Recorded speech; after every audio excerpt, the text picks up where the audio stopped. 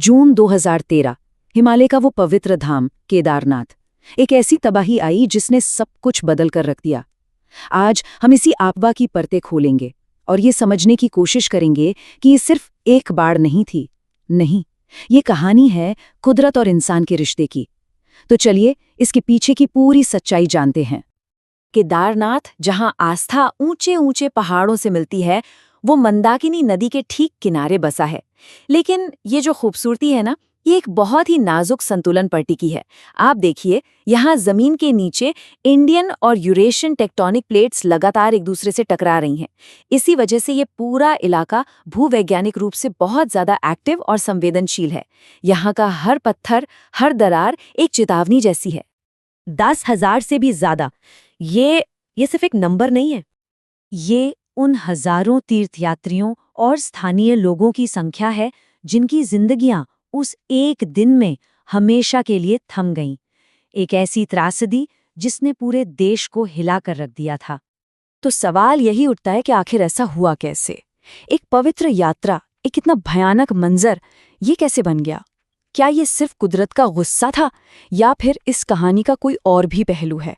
चलिए इसकी तह तक चलते हैं। तो सबसे पहले हमें उस दिन को फिर से देखना होगा। 15 और 16 जून 2013। आखिर उन 48 घंटों में ऐसा क्या हुआ जिसने सब कुछ बदल दिया? सब कुछ बहुत तेजी से हुआ। 15 जून को ही मौसम बिगड़ने लगा था। फिर लगातार 46 घंटों तक मूसलाधार बारिश होती रही बिना रुके। और फिर 16 और 17 जून को मंदाकिनी नदी जैसे अपना सब्र खो बैठी और अपने किनारों को तोड़कर सब कुछ बहा ले गई। पानी का वो सैलाब एक सैलाब नहीं था, एक राक्षस जैसा था जो अपने रास्ते में आई हर चीज को निगलता जा रहा था। केदारनाथ के पास की बस्तियां, रामबाड़ा, गौरीकुंड, सब कुछ बह गया। ये तबाही की एक ऐसी लहर थी जो सोनप्रयाग और उससे भी बहुत आगे तक महसूस की गई। अच्छा, अब समझते हैं कि वो कौन सी कुदरती ताकतें थीं जिन्होंने इस तबाही को जन्म दिया। ये सिर्फ बहुत ज्यादा बारिश होना नहीं था। असल में ये कई घटनाओं का एक बहुत ही दुर्लभ और विनाशकारी मेल था, जिसने एक तरह का परफेक्ट स्टॉर्म बना दिया। इस पूरी तबाही को समझने की एक चाबी है मोराइन डैम। अब ये क्या होता है?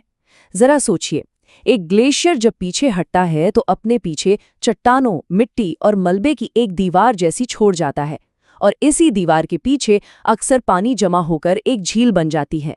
बस यही कुदरती बांध इस पूरी कहानी का सेंटर पॉइंट था। तो देखिए हुआ क्या, एक के बाद एक। सबसे पहले बेहिसाब बारिश ने ग्लेशियर की बर्फ को तेजी से पिघलाया।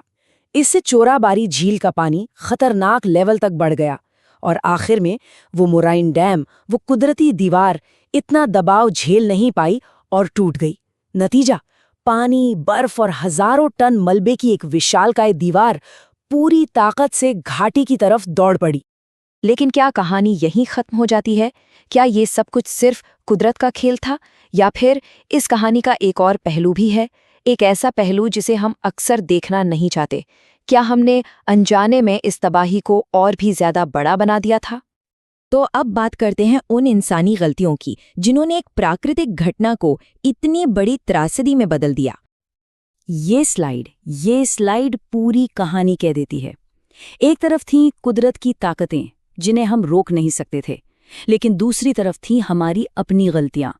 नदी के किनारों पर अंधाधुंध कंस्ट्रक्शन, जंगलों की कटाई और उन जगहों पर घर और होटल बनाना जहां असल में नदी को बहने की जगह चाहिए थी।